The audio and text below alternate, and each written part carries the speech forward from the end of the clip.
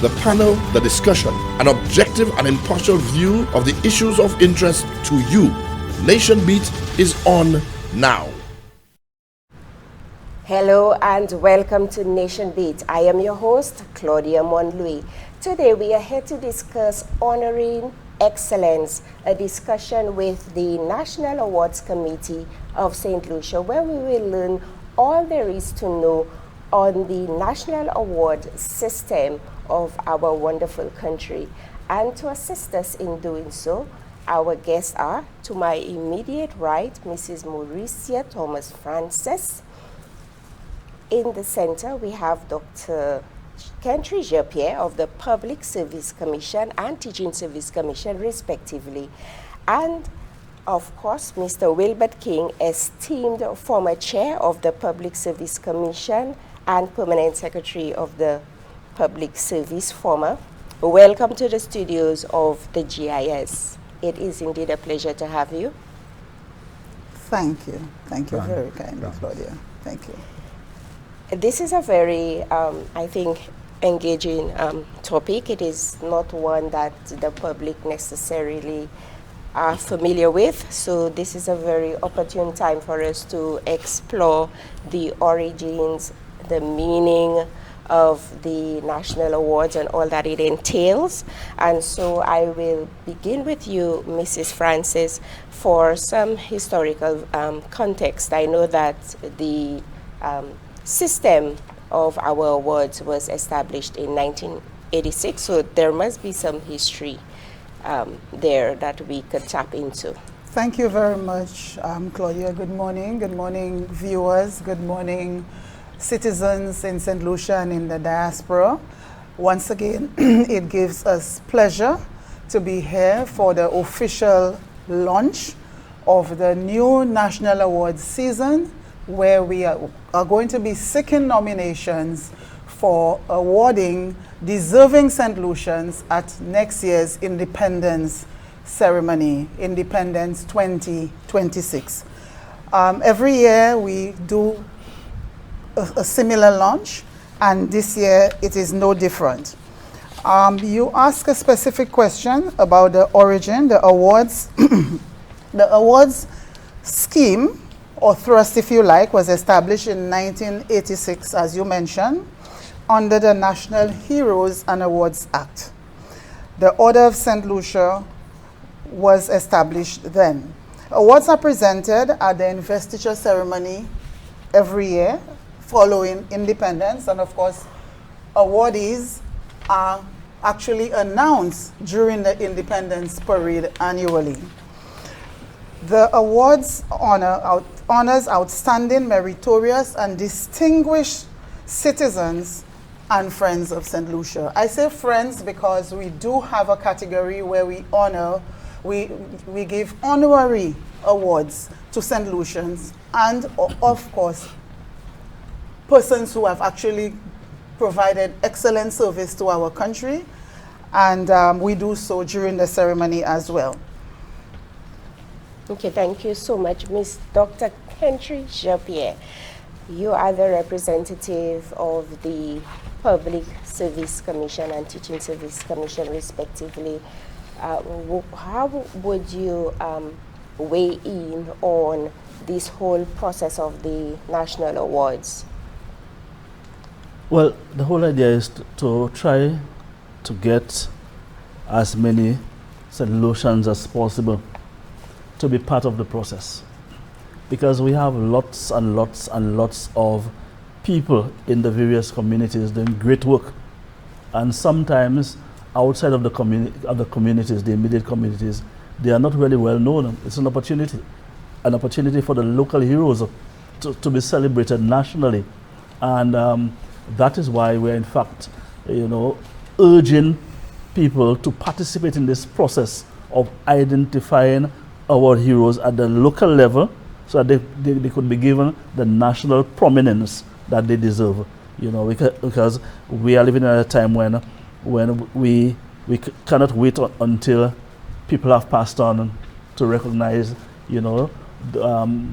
what they do in the communities. We would like to give the flowers to them now that they're alive and well and still working, and it is the opportunity for, as I said, for people to identify those outstanding sons and daughters of St. Lucia, so that we could in fact recognize the contribution to the development of the country.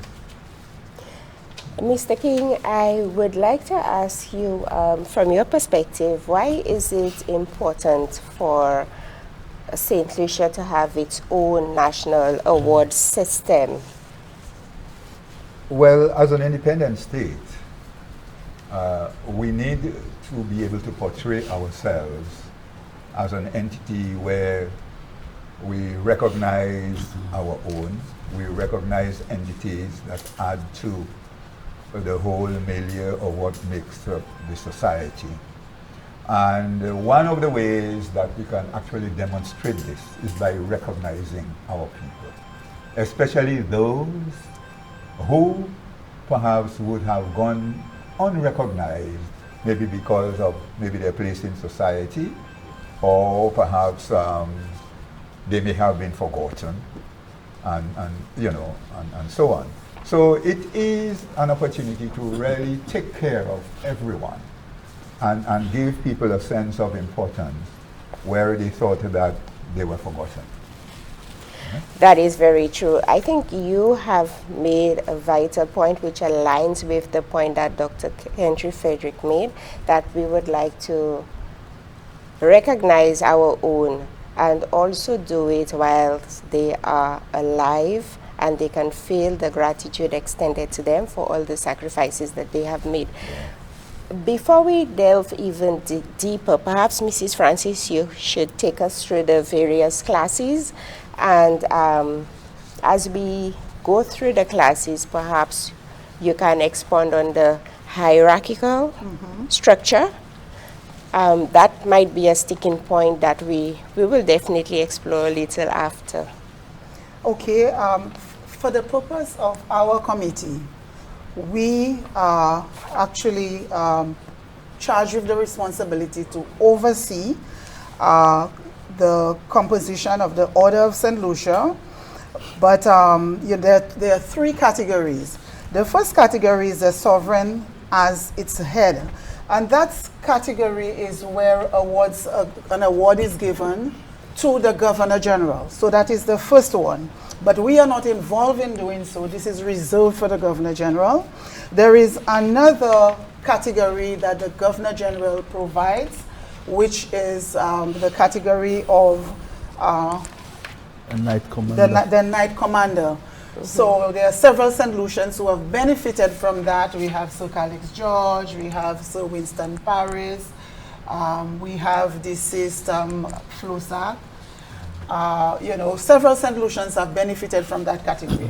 But for us, our responsibility is to oversee the third category. And under that category, there are several classes.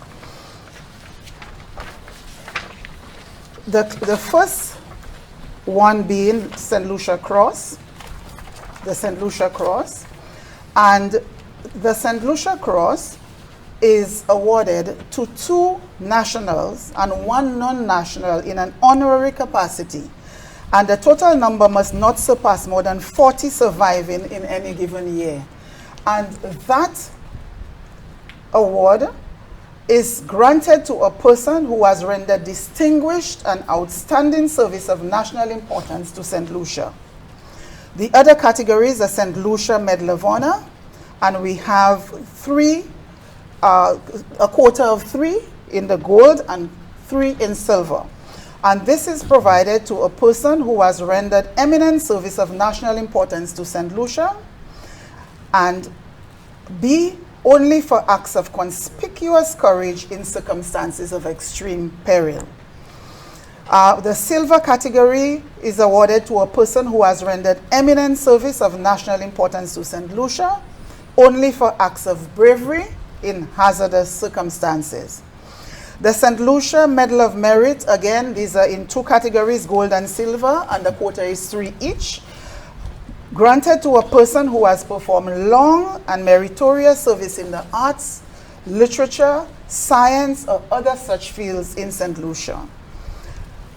St. Lucia Le Piton Medal, This is awarded in 3 categories: gold, silver, and bronze. And these are awarded to persons who have performed long and meritorious service to St. Lucia, tending to promote loyal public service, national welfare, or to inculcate and strengthen community spirit. There are 2 other categories: St. Lucia National Service Cross, and in that category, awards are distributed to no more than 2 persons in any given year. And this is awarded to an order of the Royal St. Lucia Police Force, not below the rank of Deputy Fire Chief, or an officer of the prison service not below the rank of Deputy Chief Prisons Officer, who has rendered loyal and devoted service beneficial to St. Lucia. And finally, St. Lucia National Service Medal. Under this category, no more than 4 persons is awarded in any given year, and the awards are bestowed on outstanding and meritorious service to members of the Royal St. Lucia Police Force, the St. Lucia Fire Service, the St. Lucia Prison Service, and commissioned officers of a cadet corps. So basically, these are the categories and of awards that we administer as a committee. Let us go right into the call which has been made for the public to apply the application system and the eligibility. So feel free, everybody, to weigh in on this. Of course, the ordinary citizen out there may think that he is making a vital contribution. Can he nominate his own self? No, not at all. Mr. King, you're smiling. You want to take that one? I think you're eager to take that one. All citizens from the various communities around the island, okay, are eligible to be nominated. All citizens. All citizens. And Noted. Yes, for those categories which we have mentioned that are outside of those that the Governor General has exclusive rights over. Yes. So, and how is this done? How are people able to access the process? Nomination forms can be accessed on the website governorgeneral.gov.lc awards, or at local libraries, post offices, sub-post offices, constituency councils, and at the office of the Prime Minister located in the Graham Lucia Administrative Building and the waterfront. So all these are areas where people can get the forms. Now, those completed nominations must be sent in a sealed envelope. I'm stressing sealed envelope, addressed to the Secretary, National Awards Committee, in care of the Office of the Prime Minister, Graham Lucia Administrative Building at the waterfront, Castries. All nominations must be made on the prescribed form. You cannot just send in a letter. You have to use the form, the prescribed form. And the submissions must provide justification for the award proposed, and they must bear the name and signature of the individual making the submission. Now, there is a tendency for persons to sign the form in a way that you cannot make out who has signed the form. It's not legible. There is a signature that is just a scratch. You don't know what it is, and even where it says write in your name, you can't make it out either. So this is putting the committee in a bit of a bind, because the committee does not even know who made the submission. Nomination forms must be completed in their entirety, completely. Okay. And then the deadline for submission must be maintained. And in this particular case, it is the 20th of December, 2025. Huh? Nominations received after that date will not be considered. Will not be considered.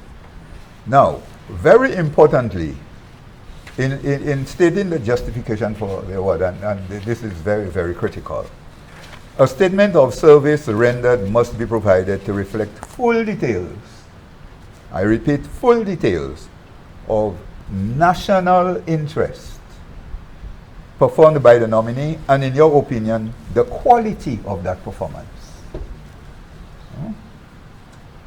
All facts must be stated clearly and concisely, and you have to state whether the service was performed in or outside of St. Lucia. And as well, whether the nominee has ever been rewarded or recognized for any of those awards previously. If applicable, the names and addresses of any beneficiaries must be provided. And note, very importantly, note that simply providing a curriculum vitae is not sufficient. A curriculum vitae does not provide you with all the required information that the committee needs to make a proper decision. So, therefore, it is required that you submit a statement of services, okay, that you consider very relevant. And we look forward to receiving nominations from all communities and to once again make recommendations for honoring our unsung heroes. Remember early on we were saying there are a number of persons who are forgotten. Yes. Yeah? We want them at least to be recognized for the services that they have provided and for which many of us have just taken for granted. Okay. Yes. But If I may just add, sure. Thank you. If I may just add, I just want viewers and listeners to know that it's not only St. Lucians who reside here that are honored, those that are in the diaspora who qualify can also be nominated. Forms can be obtained from the various embassies. And of course, they have to pay attention to the deadline, start the process early enough such that those nomination forms can get to us by the 20th of December. I just wanted to stress on that. Because sometimes we receive forms a little late and people call and then we are hard pressed to determine should we accept, should we not accept. We want to stick to the deadline and we want citizens to respect the deadline and try to fulfill that requirement on time. Thank you. And I just want to go back to well, the question that you asked. Okay, I don't know can if you hold that thought? We're going to take a short break and we will be right back. Okay. Listen, I am fed up. You're just asking for more information, more information, more information. What is that all about? You know me, Gassa. I do business all the time. I'm sorry for the inconvenience, sir. But let me explain to you why we request additional information. More information, Manita. So every year, $2 trillion is laundered through legitimate institutions like this bank. What that have to do with me? This laundered money is used to support criminal activity and terrorist activity, and also to finance weapons for mass destruction.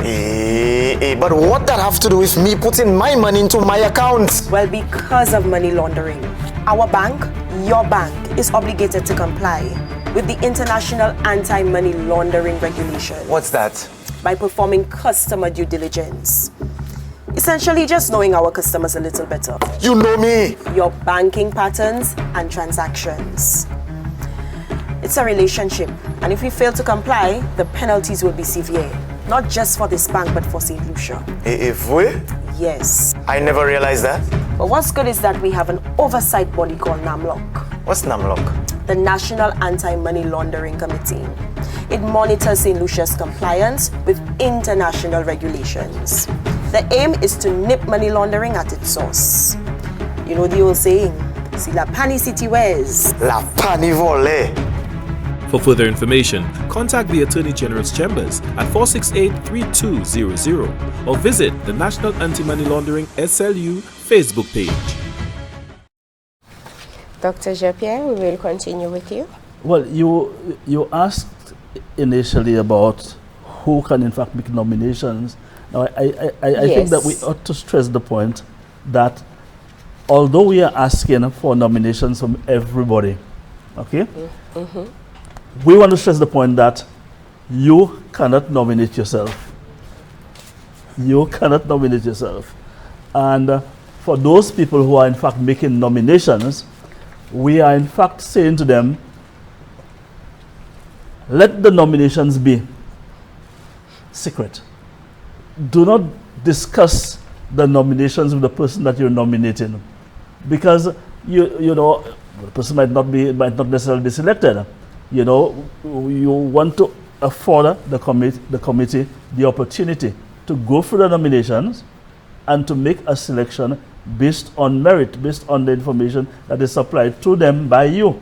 All right? So we don't want you to go out there and say, Claudia, I'm nominating you, and next thing Claudia is expecting to hear that she's going to receive an award, and she doesn't. All right? So I wanted to make those 2 points. One, that you don't nominate yourself, and 2, for those people who are in fact making nominations, that they should try as much as possible to gather the information that is necessary to make the nomination without necessarily informing the person that they will in fact be nominated for the award. That brings in the question, when will the persons who have been deemed to be eligible when will they be notified then? When will it be the responsibility of the committee to notify those persons to reach out to them? The process is that the committee is charged with the responsibility to seek nominations. When we receive the nominations, we go through an adjudication process. The process is about reviewing the submission and making sure that every nomination fits the criteria set. When we have concluded that process, we prepare a list of recommended awardees, because we first have to recommend to the Prime Minister in the various categories that I mentioned earlier on, who are the actual winners, as far as we are concerned as a committee. From the Prime Minister will review and determine whether he accepts our recommendations or whether he needs to engage us on any of the submissions that we've made. Once he's accepted and is comfortable, or he's engaged us and there's comfort around our discussions and what we have recommended, then he submits to the Governor General.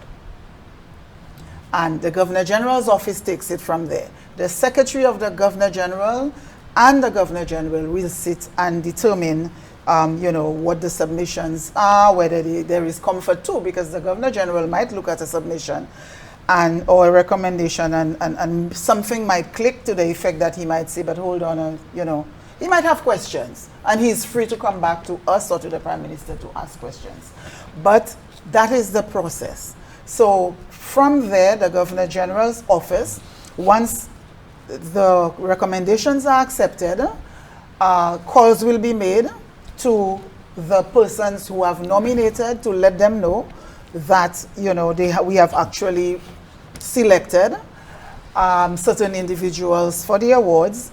Then the individuals themselves will be contacted, and of course the announcements will be made publicly at the National Independence Parade on Independence Day. So that is the process. I see. And how long a period? Because the deadline is in December, Independence is in February. Yes. So what we do after, there's a short window of about a month and a half to review, to submit to the Prime Minister, and for the final list to go to the Governor General. It usually gets there on time, and investiture happens not exactly during the independence celebrations, but about a week or two after. That's where the investiture ceremony happens, where the awardees are honored, and you have all this beautiful ceremony, and celebration. Yes, indeed. Mr. King, I think there is a vital point here that I would now like you to elaborate on, whereby not all of the awards are open to the general public. Yeah, that's right. The National Service Cross the St. Lucia National Service Cross and the St. Lucia National Service Medal. These are very specific in terms of who can receive them. In the case of the St. Lucia National Service, it's the category of award is granted to no more than 2 persons in any 1 year. And it's awarded to an officer of the Royal St. Lucia Police Force, not below the rank of deputy chief, or to the fire deputy, or as well to the fire service, not below the rank of deputy chief either, or an officer of the prison service, not below, all of them, not below the rank of deputy chief, right? And who has rendered loyal and devoted service beneficial to St. Lucia. Now, so therefore, it is only the police force that can make that kind of recommendation, or the fire service that can make the recommendation, or or the correctional facility. So in other words, members of the public, general public, no, you are excluded. You're excluded. So you as Ms. Monroe, you wouldn't make a recommendation. Okay, well, I'm already disbarred because I cannot nominate myself. Well, talking about nominating yourself, there was one particular point I wanted to just add to what Dr. Chappelle was saying earlier with respect to people making nominations. Someone should not go to a friend or a colleague and say, I would like you to nominate me. And I will prepare something for you so you can, attach to the nomination form. This is not acceptable because there is a serious danger in this. You come to me and you tell me nominate you. You prepare something for me. I do not know how accurate what you've given me is. And then I submit this to the committee.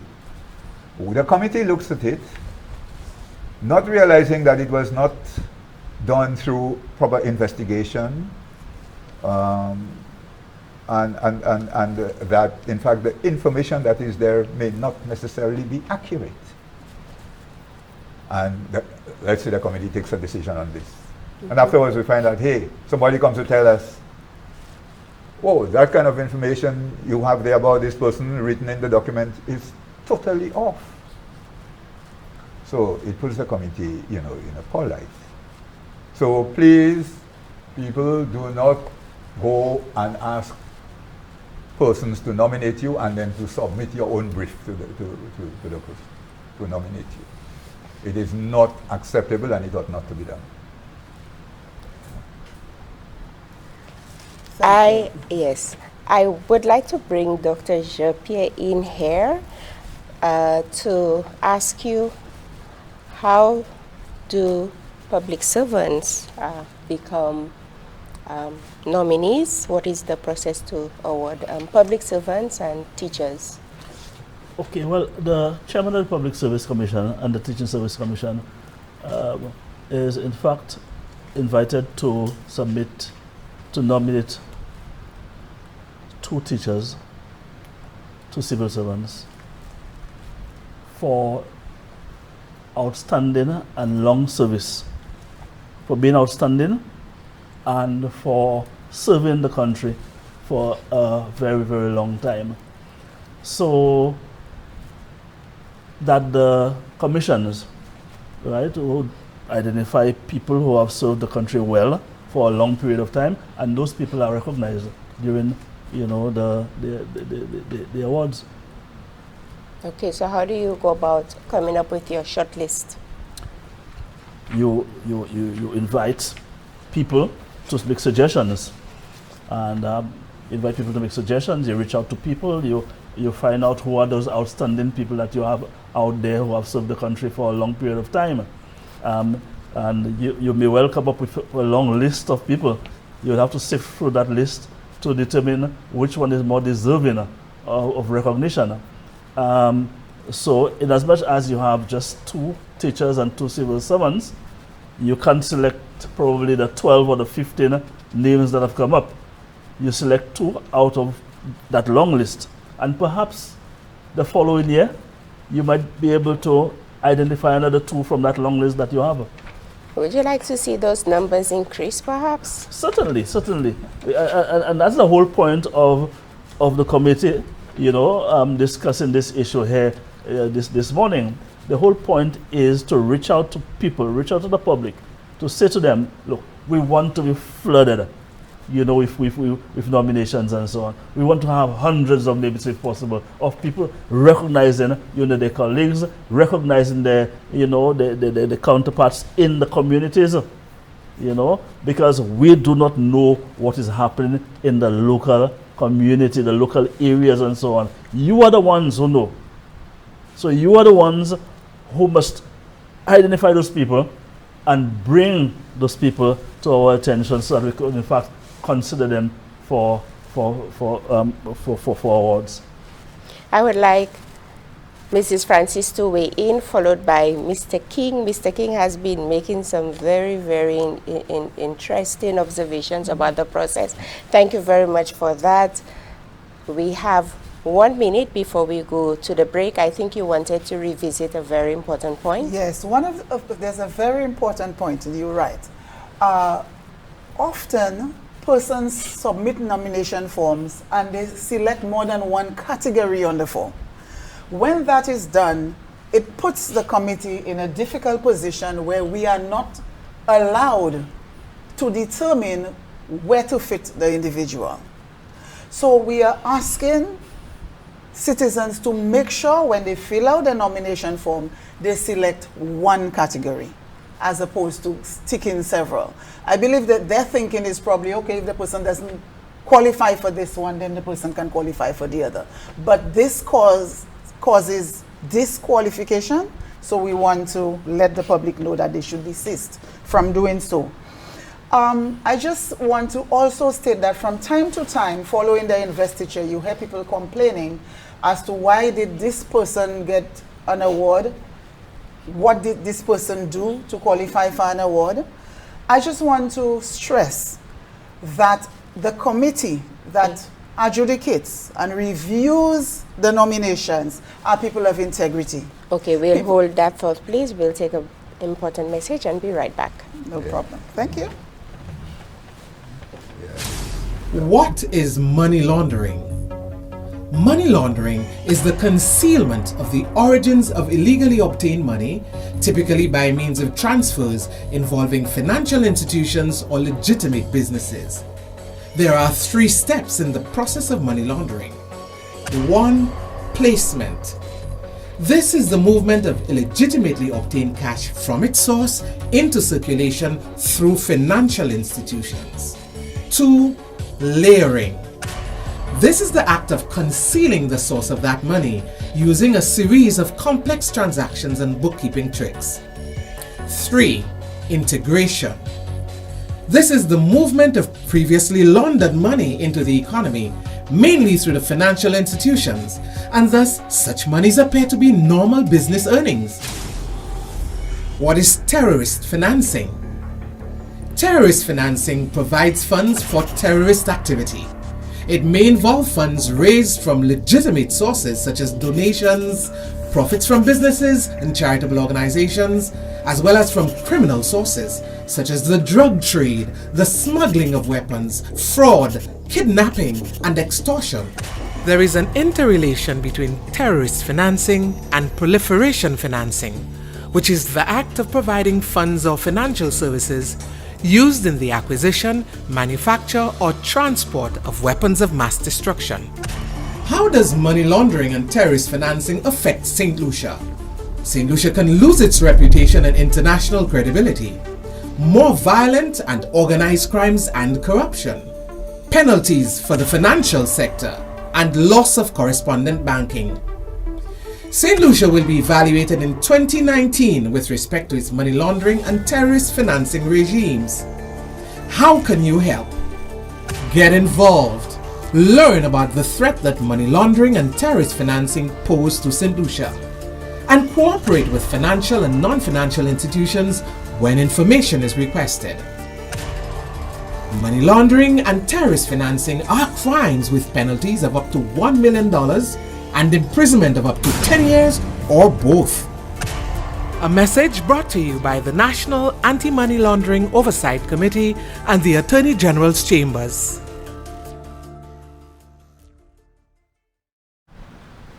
Welcome back to Nation Beat. I am your host, Claudia Mondlui, and our guests are members of the National Awards Committee. Mrs. Francis, as the chair, you were making an important observation just before our break. Yes, so just before the break, I was talking about the fact that our committee comprises of ladies and gentlemen of integrity. We have Mrs. Sharon Ephraim, who just joined us. She's representing the government.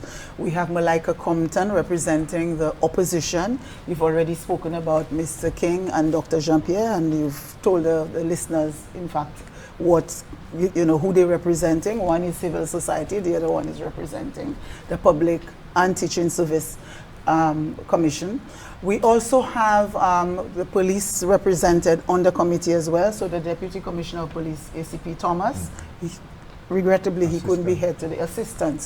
He couldn't be here today, but he's also represented. So we have men and women of integrity. So therefore, we take our role very, very seriously, and we were not chosen by accident. We ensure that in the process of adjudication and selecting awardees, that there is a fair process, a process of ensuring that it is well structured, there is democracy at work, because there are times when you might have a situation where two members might say, well, look, I vote for this person, and another two members might say, I don't. We sit and we discuss, and we vote on the particular application or nomination, if you like, just to ensure that there is objectivity and fairness in the process. So when the members of the public speak about our selection, I just want them to know that we take our work seriously and we do not favor anybody unnecessarily. We go strictly according to the criteria for selection of awardees. So I just wanted to make that point. Okay, I think that's a very important point, considering that there are some misperceptions out there that this process is fraught with bias and elitism and lots of other critics have come through. So thank you so much for that very important clarification. So Mr. King, I know you wanted to weigh in, and then of course Dr. Jean-Pierre, I will invite you to comment as well. Yeah, I believe just before the break you touched on the point as to what would cause one not to be eligible. Yes. If a form is submitted that is incomplete, all the details are not provided, or if, for instance, we cannot read what is on the form, it's not legible, you can't make out who submitted the form, or if, for instance, your form comes in after the deadline, we've said that we will not consider forms after the deadline. And as well, if we have a large number, if we receive a large number of nomination forms, so readily we are going to choose the best, those who meet the requirements at the highest level. So those perhaps who were just minimally meeting the requirements, those, of course, would not be accepted for consideration for an award. Yeah. Are there any background checks done on the recipients, and how should a recipient thereafter conduct themselves? In terms of background checks, We try as far as possible maybe to ask a couple of questions about certain individuals, especially where we are not too certain. Sometimes members of the committee may be acquainted with the individual or some of the individuals that are being nominated, and therefore you have some information that can be shared with the committee. And of course this could be very helpful. Those where maybe we have very little information on, we have to try and seek some information out from outside. What we do not want to happen is for us to take a decision based on inaccurate information. This is what we are trying to avoid. Yeah. I believe, Madam, you wanted to make a point. Yeah, I think you covered it pretty well. Okay. I wanted to make a point around, again, you know, the whole aspect and the importance and the prestige associated with every category of award. We've had situations, not too many, but we've had some situations where persons were nominated for a different class, different, you know, they figure they qualified for gold, why are they getting bronze? And one or two individuals have actually turned down the awards. I just want the public to know that every category of award is very, very important. When you get a bronze award at the national level, hello, citizens, our Julian Alfred just got bronze on the world stage. Look how we celebrated her. That's significant. We didn't say because she didn't get gold, it's not a good award. The national award is very prestigious, and the fact that somebody, a citizen, has actually taken the time to nominate you for an award, I think that in and of itself requires some level of appreciation. And the fact that your country is saying to you, we see you, we notice you, we value you, we are rewarding you for excellence, for going over and above the call of duty to serve your country. I think that in and of itself should be appreciated. That title, whether bronze, silver, gold, is critical and important. I just wanted to make that point also. Thank you. I think you did a good job of making that point, just bringing that point home. Dr. Jean-Pierre, what can we say to the grassroots aspect, where we want more persons to come, but as I indicated earlier, there are classes to this, there's a hierarchy to this, and the perceptions out there may not necessarily find certain persons feeling comfortable to nominate persons. They might say, oh, well, you know, this is out of my league. Right. When I do make a vital contribution, but when I do so, there are no cameras rolling. The media isn't there to highlight what I'm doing. As the press release indicated, I am an unsung hero. So what sense does it make when I'm pitted against Mr. King, who, you know, holds a big title, or doctor, you know, Dr. you know, so what can you know tell? The key thing here is that, well, you're not nominating yourself, you know, you've been nominated by somebody. Now, and the challenge I want to send out there is for people to trust the process. Trust the process that Mrs. Francis spoke about. You know, as little as you may feel that you are, make that nomination and make a good nomination. Provide adequate information so that this committee could be convinced that the person that you are nominating is in fact worthy of an award. And I'm sure that if you are able to do that, when the announcement is made, your nominee will in fact make that list of awardees. Alright? Vous voulez répéter ça? Hein? Est-ce que nous trois ici, nous sommes membres du comité côté de nous travailler mon l'honneur pour travailler à faire à ces différentes communes. Et puis, nous avons demandé tout le monde, tout le monde, gardez Oliwon. Gardez Oliwon et ouais, si l'année moun encore minou, qui mérite l'on est, cette liste.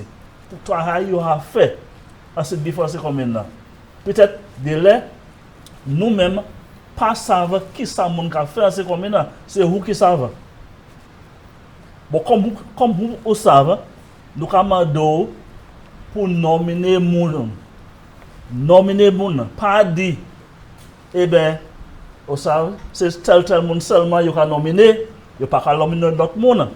Nous avons dit, vous qui doit là, gardez Oliwon, gardez qui monde qui a travaillé ce comme maintenant, et puis faire nomination, quoi, ou pas ça dit, eh bien, moun nominé moun ka bayel moun l'honneur, et que c'est moun ça, il pas mérité ce l'honneur ça. C'est ça que je voulais dire tout le monde. Merci, madame. Est-ce que ça a dit un petit mot sur continuité mot créole parce que heritage Creole Heritage Month nous ka continuer. Depuis monsieur King ka ça continue. Merci oui ça choisi il sorti. So moi c'est nèg ouest souffrir so moi ça parle créole. Ça bon. Tu me dis où les moi aller letterman moi ka écouter moi ka entendre eulogy. Eulogy akani quantité bagay yo ka di c'est moun la faire communauté a ek moi ka di metan quantité bagay moun la faire moun nan jamais pas katan ek personne pas jamais nominé pour rien. So I am saying that that's an opportunity for us, you know, to do the nominations before the person passes. You know, so there are lots of people doing great work, doing great service, rendering excellent service in our communities. But these people remain unsung heroes until death, and we need to change that. So let us nominate, and I'm saying some people in the community may not want to nominate because perhaps they do not feel that they are literate enough to fill out a form. It is okay to go and seek assistance to get somebody to help to complete the nomination form if they know that there is somebody in the community who is deserving of an award. Thank you. Mr. King Pakite se moun na bateau akwe nan sav. Oui. Ni un pile moun en ces community a ki ka kwe. La yo tandi by Sangadi National Award. Yo kwe se by Jean tout yom yo ka di Gopicha. Yo ni ka fe katil gadi yo même bagay même wete voye pièce nomination by moun comprendre yo considérer que gens ordinaire mais ça va jouer pièce peut-être tenir temps massal peut-être tenir temps c'était gros picture peut-être que des gars l'honnête mais ni longtemps ça a changé là regarde ces moun qui a joindre l'honnête comme l'année qui passait, maybe 5, 6, 7, 8 l'année qui passait, 2, 3 l'année. Au cas où il y a des gens qui sont sortis en toute commune, en toute gouade. Parmi les comités qui ont fait décision, il n'a pas fait décision. Qu'a regardé comme si qui monde qui sorti qui qualité grade et qui a fait décision à sur information inédouvain et puis depuis moun c'est moun nan yo satisfait ça nous commander pour joindre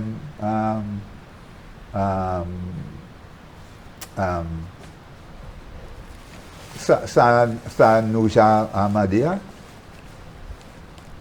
nous avons considéré ça.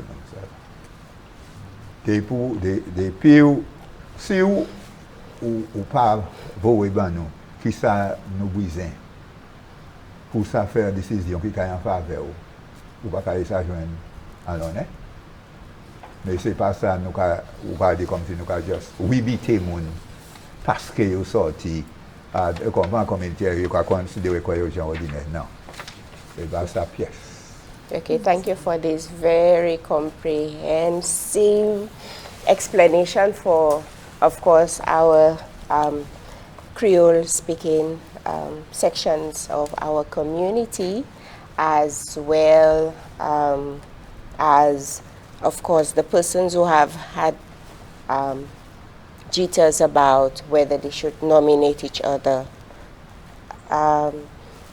So we are looking at a number of rules which will serve to guide, so that persons do not find that their submissions are ruled out for one reason or the other. What have you noticed in terms of the numbers and the trends of applications coming in over the years? Every year we receive an overwhelming number of nominations. Like I said, sometimes some of the nominations we have to reject because of the gaps that Mr. King highlighted earlier on. And of course, while we receive an overwhelming, sometimes over 100, we receive over 100 nominations. We are constrained by quotas. You remember earlier on I told you how many awardees that we can select out of each category. So an overwhelming number sometimes do not get selected. But what I want the public to know is that if they've made a submission this year and they are not selected for award in 2026, what they can do is to resubmit the following year. There's nothing wrong in resubmitting, so I'm encouraging and imploring persons to resubmit those nominations, because quite a few of them have just gone in a file, because we as a committee cannot go in the file and select those for the current year. They have to resubmit. So I just wanted to make that point. Thank you very kindly. And like Mr. King said earlier on, there's no class involved in that. The nomination form does not have a section that requires the class of the persons. Or the social strata, political affiliation. What about political affiliations? No. Okay. Just to make sure. The point about political affiliations, that is precisely why we have a representative from both the governing party and the opposition as part of the committee, so that they monitor what's going on, they discuss along with everybody else. And usually there is consensus. Okay. Usually. We have just a few minutes. There's always consensus. We have just a few minutes left, Mr. King, and then we'll wrap up. Yeah, just very quickly to add to what both the members have said. We do not discriminate on the basis of religion. We do not discriminate on sexual orientation either. So the situation is one that is open, like we said, to everyone. And I mean, constitutionally, you could not discriminate either. Well noted. And as we wrap up, I would like to thank you all very much, and the entire National Awards Committee. Thank you for your service to country. I am Claudia Monlui. This has been Nation Beats.